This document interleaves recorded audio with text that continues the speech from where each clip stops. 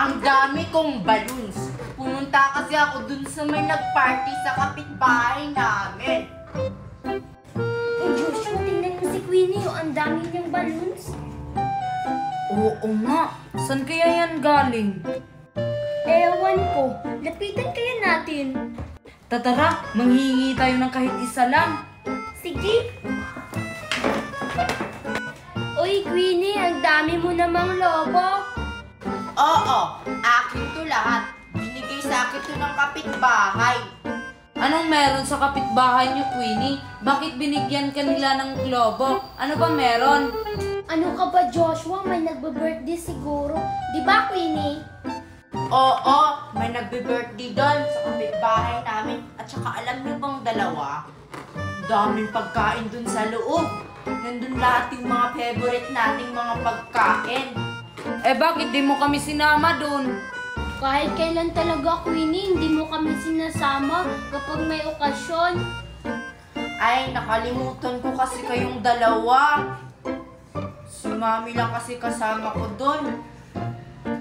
Ganito na lang, Queenie. Pahingi na lang kami ng lobo mo. Oo nga, Queenie. Kahit di kami nakapunta sa party, may lobo pa rin kaming dadalhin sa bahay.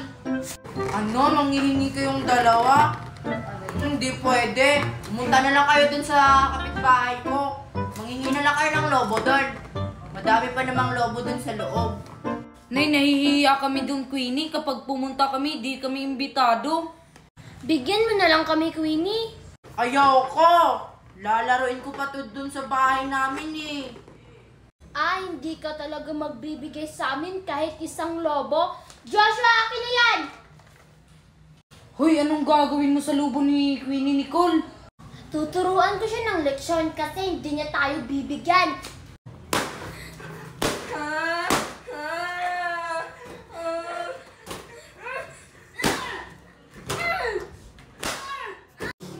Yung mga lobo ko, bakit mo pinutok, Nicole? Isusumbong kita kay Mami. Buti nga sa'yo! Uy, ano nangyari kay Queenie? Bakit tulala yan?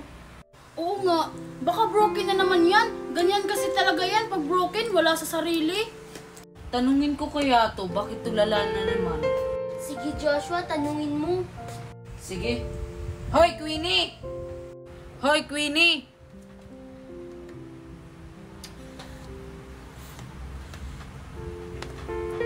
Anyari sa'yo, Queenie? Bakit hindi ka nagsasalita? Eh, hindi ka naman ganyan dati ah. Oo nga, magsalita ka nga, Queenie. Huwag mo kaming talikuran. Gusto lang naman namin malaman, Queenie, kung anong nangyari sa'yo. Di ka naman ganyan dati ah. Bakit di mo na kami pinapansin? Wala lang kasi ako sa mood eh. Bakit nga?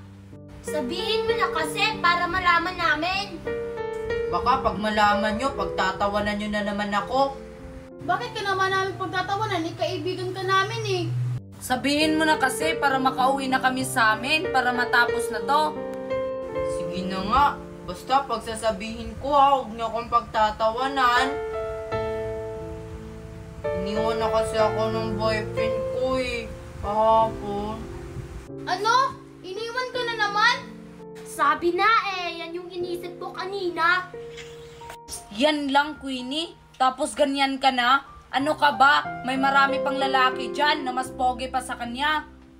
Hindi kasi kayo ako eh. Hindi nyo nararamdaman yung nararamdaman ko. Ang sakit-sakit kaya yung ginawa niya sa akin. O bakit? Ano ba kasing ginawa niya sa'yo? Pinagsabay niya kami. Ouch, cheater. Kilala ba namin yan? Oo. Pumunta siya dito nung nakarang araw dito sa bahay. At saka dito siya natulog.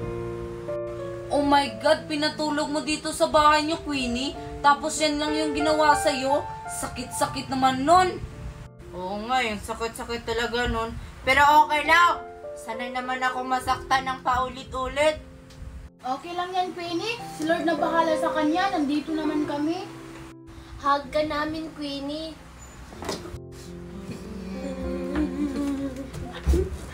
Andito lang kami sa'yo palagi, Queenie. Kahit anumang mangyari. dyan si Queenie. Oo nga, may pagkain kaya sa bahay nila? Siyempre, meron yan. Di naman sila nauubusan ng pagkain sa bahay nila.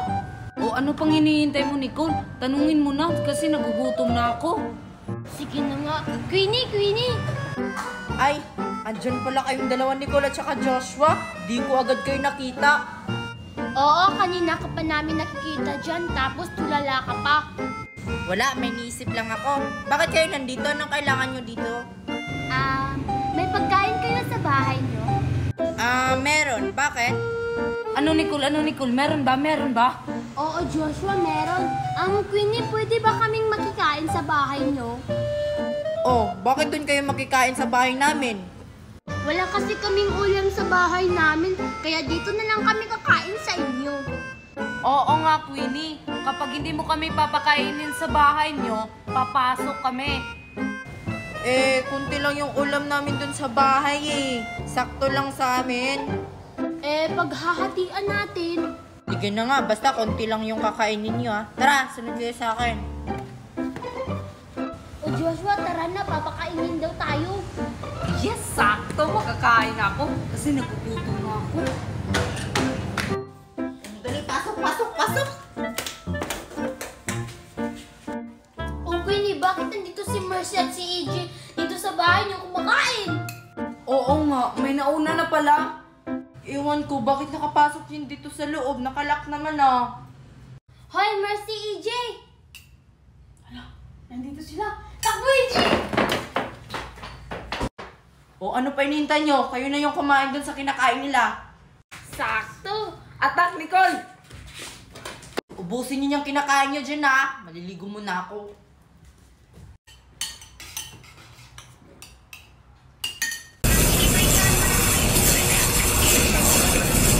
Queenie, salamat dumating ka na.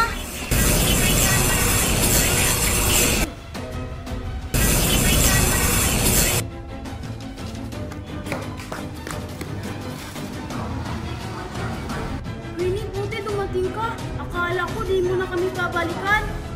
Bumalik ako. Dahil ayaw kumakasakamay ng mga hatora, mga brilyante. Tara na, Queenie, umalis na tayo. Baka makuha pa ni Hagorn yung brilyante natin. Huwag mo na, Mercy. Talunin muna natin si Hagorn. Bago tayo malis. Buti naman, Queenie, nagpakita ka na. Akala ko, iiwan mo na sila. Bumalik ako, Hagorn. Dahil ayaw kong mapasayo yung mga brilyante. Yan yung gusto ko sa inyo, mga matatapang. Queenie, wag na natin yan labanan. Baka matalo tayo ni Hagorn. Kailangan natin siyang talunin, Mercy. Bago pa mahuli ang lahat. Pero Queenie, sobrang lakas ni Hagorn. Di natin siya kaya. Kahit ano mangyari, Mercy, tatalunin natin yan. At importante sa lahat, hindi natin ibibigay yung mga brilyante natin kahit buhay natin ang kapalit. Humanda na kayo. Mga kawan, lumabas kayo!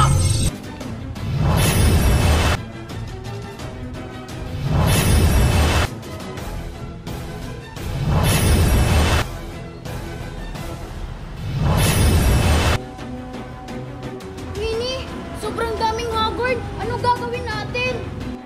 Eh di ano pa ba? Lalabanan natin sila. So ngayon, handa na kayo? Sugot mga kawan!